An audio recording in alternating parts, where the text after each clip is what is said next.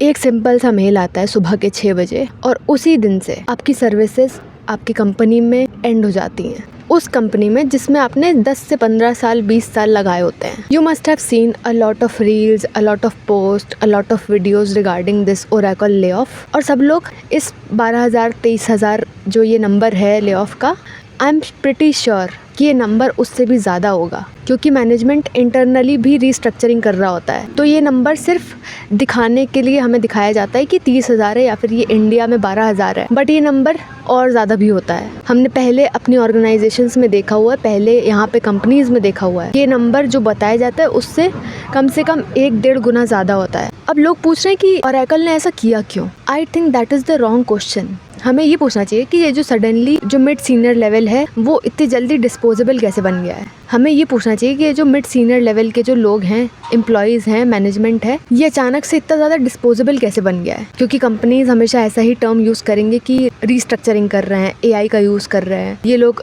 AI में अपने आप को अपग्रेड नहीं कर रहे थे, पर हमने ऐसे भी लोग देखे हैं जो बहुत ज़्यादा टॉप परफॉर्मर्स हैं अपनी टीम में, still they are getting laid off. Cost optimization के नाम पे, क्लाउड स्ट्रैटेजी रीअलाइनमेंट के नाम पे ले ऑफ किया जा रहा है। These are specific nice corporate words, cost optimization, restructuring etcetera etcetera. अक्सर हमने देखा होगा कि employees in the organisations are crazy about the courses, कि ये स्किल आ गई है, ये टेक स्टैक आ गया है, इस पे स्किल अप कर लेते हैं, ये वाला कोर्स कंप्लीट कर लेते हैं, तो इससे हमें थोड़े से क्रेडिट पॉइंट्स मिल जाएंगे, हमें इससे कुछ बेनिफिट हो जाएगा, हमारा प्रमोशन हो जाएगा या हमें इससे कुछ बेनिफिट मिल जाएगा। और ये करते करते लोग अपना बहुत सारा टाइम निकालते हैं, अपने ऊपर काम करते हैं, अपनी स्किल्स के ऊपर काम करते हैं, जिन्हें कंपनीज ये बोल के निकाल देती कि इन्होंने परफॉर्म करना बंद कर दिया था, ये लोग अपने आप को अपग्रेड नहीं कर रहे होते। वही लोग होते हैं जो सबसे ज़्यादा अपग्रेड भी कर रहे होते हैं। 1-2% शायद नहीं कर रहे होंगे, पर मेजॉरिटी ऑफ द पीपल वहाँ रह कर के अपग्रेड कर रहे होते हैं, स्किल्स सीख रहे होते हैं, अपने आप को टेक्निकली साउंड बना रहे होते हैं। और अपने आप को टेक्निकली साउंड बनाते बनाते, प्रमोशंस लेते लेते उनको जब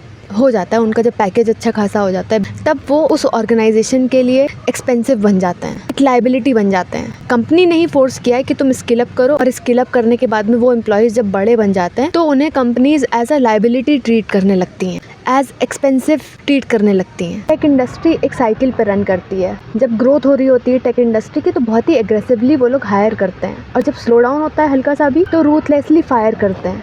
पर यहाँ पे ऐसा कोई सीन नहीं था कि यहाँ पे या तो ओरेकल स्लो डाउन चल रहा हो, मार्केट स्लो डाउन है नो डाउट, पर Oracle as a company is sitting on profits, on higher profits. और जैसे ये खबर आती है कि 30,000 ले ऑफ हुए हैं वर्ल्ड वाइड, वैसे ही ओरेकल का जो शेयर प्राइस है वो इंक्रीज हो जाता है। At what cost? At the cost of employees anxiety, at the cost of peace of the employee. पूरी शांति भंग करके उस एम्प्लॉय को एंग्जाइटी में डाल के, उससे सारे सिस्टम के एक्सेस छीन के, this was the price paid for the increase in the share price of the Oracle. You know what? Why people start hating the rich? Why people start having grudges towards the rich? This is the reason behind it. क्योंकि आपका share price, share profit तो increase हो गया, पर उसका भुगतान किसने भुगता? एक मिड सीनियर लेवल के एम्प्लॉय ने भुगता, उसकी पूरी फैमिली ने भुगता। जो लोग एक कंपनी में 10-15 साल से काम कर रहे हैं, maybe it was not the right choice to do that, नहीं करना चाहिए था उन्हें, पर उन्हें कौन बताए जा करके कि उन्हें नहीं करना चाहिए? तब तो कर लिया ना उन्होंने काम, वहाँ पे 10-15 साल वहाँ पे दिए। They must be having a family, they must be having a kid और kids, they must be having dependents on them, and the amount of mental toll female employees would have gone through. Hormonal imbalance already होता है, एक career break अपने आप लग जाता है। अब यहाँ पे अगर उन प्रेग्नेंट एम्प्लॉयज़ का ले ऑफ हो जाएगा तो मतलब वो उम्मीद भी चली गई कि अब they can return back to their work, they won't be able to do it, they won't be able to return back to their work. वो जो शेयर प्राइस जो इंक्रीज़ हुआ है ना ओरेकल का, उसका खामियाजा इन सब लोगों ने भुगता होगा। And the sad part is, बहुत सारे लोगों के पास में अपना हेल्थ इंश्योरेंस नहीं होता है, वो अपनी कंपनी के हेल्थ इंश्योरेंस पे डिपेंडेंट होते हैं। जो एम्प्लॉयज़ होते हैं, उनके जो फैमिली मेम्बर्स होते हैं, वो भी उनकी कंपनी के हेल्थ इंश्योरेंस के ऊपर डिपेंडेंट होते हैं। और जब वो एम्प्लॉय ले ऑफ हो गया तो वो हेल्थ इंश्योरेंस भी गया। अब अनप्रोटेक्टेड बैठेंगे सब लोग, the employee, the kids, the family members, parents.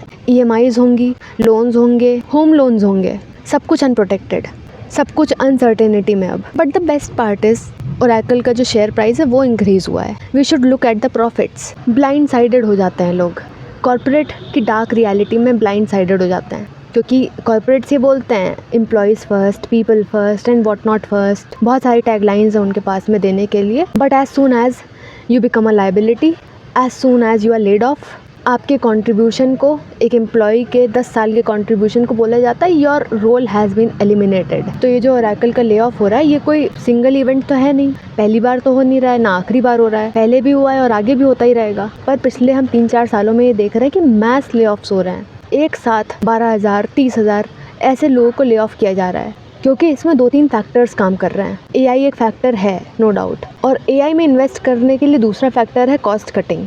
और कॉस्ट कटिंग कहाँ से होगी? जो एक्सपेंसिव एम्प्लॉयज़ हैं उनको निकाल के बाहर कर दो। तो इसीलिए जो कंपनीज़ है वो अपने वर्कफोर्स को रीडिज़ाइन करने की कोशिश कर रही हैं, ताकि जो एक्सपीरियंस प्रोफेशनल्स हैं वो बहुत कम होने चाहिए, लिमिटेड अमाउंट में होने चाहिए। पहले क्या होता था कि आपके पास में अगर एक्सपीरियंस है you are good to go, को कहने के लिए ही अगर 5 साल का एक्सपीरियंस है तो आपको कंपनीज ऐसे ही हायर कर लेती थी। But the scene now has completely changed, और रीडिज़ाइनिंग में अब क्या होने लगा है कि अब ये तो उसमें जो एक्सपीरियंस लोग हैं उनकी कम रिक्वायरमेंट है, एक्सपीरियंस लोगों को कम करना है, फ्रेशर्स को ज़्यादा हायर करो, एआई को ज़्यादा इंटीग्रेट करो, ऑटोमेशन को इंटीग्रेट करो। और फ्रेशर्स का मतलब ये नहीं है फ्रेशर्स की लॉन्ग टर्म एम्प्लॉयमेंट हम आपको देंगे आकर के, कॉन्ट्रैक्ट वर्कर्स को ज़्यादा इंक्लूड करो, क्योंकि काम करो जाओ, ज़्यादा देर टिकने की ज़रूरत नहीं है यहाँ पे। This has been the redesigning of workforce. और कॉन्ट्रैक्ट वर्कर्स का मतलब क्या होता है? मेरे पापा मुझे हमेशा बोलते थे कि कॉन्ट्रैक्ट का मतलब होता है ठेके पे काम करना, और मुझे ये सुन के बहुत ज़्यादा बुरा लगता था। And now I have realised that he was telling the truth.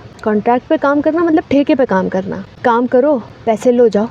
और जब कोई लॉन्ग टर्म काम नहीं करेगा, एम्प्लॉयमेंट नहीं होगा लॉन्ग टर्म, तो जॉब सिक्योरिटी होगी नहीं, स्टेबिलिटी नहीं होगी प्राइवेट सेक्टर में। और जब लॉन्ग टर्म सिक्योरिटी नहीं है, स्टेबिलिटी नहीं है, तो एक आम इंसान अपने आप परेशान रहेगा, एक ह्यूमन हर समय परेशान रहेगा। And that is why we see कि जब लोग 5 साल 10 साल लगा करके जब मेहनत करते हैं, सरकारी नौकरी के लिए तैयारी करते हैं, वो क्यों करते हैं? We get it. अब समझ में आता है कि वो क्यों करते हैं। क्योंकि उन्हें पता है कि वो सरकारी नौकरी उन्हें जॉब सिक्योरिटी देगी, स्टेबिलिटी देगी। कितना भी क्राइसिस आ जाए, वर्ल्ड क्राइसिस ही क्यों ना आ जाए, उनकी जॉब सिक्योरिटी को कुछ नहीं होगा। और लोग बहुत, मैंने देखा है कि लिंक्डइन पे, बाकी सारे मीडिया हैंडल्स पे बहुत ज़्यादा बुरा भला बोलते हैं कि इन लोगों को कुछ आता नहीं है, they are just useless, unskilled, unemployed, they are not risk takers, इनके अंदर रिस्क टेकिंग एबिलिटी नहीं होती है, ये नहीं होता है, वो नहीं होता है, इन लोगों को तो बोझ हैं ये लोग धरती पे, देश की इकोनॉमी पे बोझ हैं ये लोग, क्या करें वो लोग। आई हैव सीन पीपल जो लोग प्राइवेट सेक्टर में रह करके प्राइवेट जॉब्स करते हैं, दिन में प्राइवेट सेक्टर में काम करते हैं और रात में आकर के सरकारी नौकरी के लिए पढ़ाई करते हैं। और क्यों ना करें वो लोग, जब उन्हें पता है कि वो एक एग्ज़ाम क्रैक करके उनकी पूरी लाइफ बदल जाएगी, उनकी लाइफ स्टेबल हो जाएगी, एटलीस्ट बहुत मैसिव स्केल पे कुछ बदलाव नहीं आ जाएगा, नहीं होंगे वो लोग रिस्क टेकर्स, नहीं होगी उनके अंदर कैपेबिलिटी रिस्क लेने की, पर एटलीस्ट जॉब सिक्योरिटी तो रहेगी, एटलीस्ट स्टेबल तो रहेंगे, शांति में तो रहेंगे।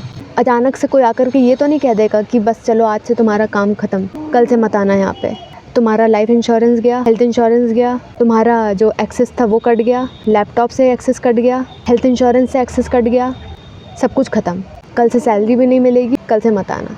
This is the reason why we see so many people, so many aspirants chasing सरकारी नौकरी। This is not just colonial mindset, सिर्फ colonial mindset की देन नहीं है ये। लोगों को चाहिए स्टेबिलिटी, सिक्योरिटी, प्रोटेक्शन, और उनके पास में ये ऑप्शन है कि अगर उनके पास में एज है, एज का क्राइटेरिया वो फुलफ़िल कर रहे हैं, अभी हो सकता है बहुत ज़्यादा टाइम लग रहा हो, पर एटलीस्ट एट एज 35, 36 रिटायरमेंट के जितना पास आ रहे होंगे उसमें अनसर्टेनिटी में तो नहीं रहना पड़ेगा। बाहर के अगर देशों में होता है ऐसा कि जहाँ पे लोग रिस्क टेकर्स हैं, वहाँ पे लोग एलॉन मस्क बन रहे हैं, वहाँ पे लोग बड़ी बड़ी कंपनीज़ खोल रहे हैं, स्टार्टअप्स ज्वाइन कर रहे हैं, बहुत बड़ा बड़ा कुछ कर रहे हैं, that's because of they have a protection. उनके पास में अनएम्प्लॉयमेंट का सपोर्ट है। अगर वहाँ पे 30,000 में से 28,000 लोग अगर वहाँ पे ले ऑफ हुए हैं तो उनको वो सपोर्ट मिलेगा, अनएम्प्लॉयमेंट सपोर्ट मिलेगा। जितने देर वो लोग अनएम्प्लॉयड रहेंगे उतने टाइम उनको यूबीआई मिलेगा, यूबीआई नहीं मिलेगा पर एक बेसिक मॉनेटरी सपोर्ट मिलेगा। यहाँ तो 12,000 लोग अनएम्प्लॉयड हो गए हैं, ले ऑफ हो गए हैं, वो तो बिल्कुल अनसर्टेनिटी में ही चले जाएंगे। अगर उन एम्प्लॉयज़ के पास में सेविंग्स नहीं होंगी, कोई अल्टरनेटिव बिजनेस नहीं होगा, कोई अल्टरनेटिव कोई इनकम स्ट्रीम नहीं होगी, उन्हें खुद नहीं पता होगा वो कैसे सर्वाइव करेंगे। और जब 9, 10, 11 घंटे की जब लंबी चौड़ी शिफ्ट होती है तो इंसान वहाँ पे अल्टरनेटिव सोर्स ऑफ इनकम कैसे बनाएगा, अपने लिए कोई अल्टरनेटिव बिजनेस इनकम स्ट्रीम कैसे बनाएगा। जो प्राइमरी सोर्स ऑफ इनकम था वो भी गया, सेकेंडरी प्राइमरी की वजह से नहीं बन पाया। I have just no idea how to navigate this life. I see a news, I come and rant here and I leave. I have no idea how to navigate this life. Bye.